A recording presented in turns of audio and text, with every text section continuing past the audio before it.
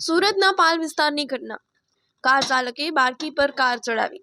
Car ચાલકને બાળકી રમતી દેખાઈ નહીં। પાર્કિંગમાં બાળકી નીચે બેસેલી હતી। કાર ચાલકે કાર કાઢી રિવર્સ મારી, ત્યારબાદ કાર સીધી કરી સીધી બાળકી પર કાર ચઢાવી। બાળકી ગંભીર રીતે ઈજાગ્રસ્ત, સારવાર અર્થે હોસ્પિટલમાં ખસેડાઈ।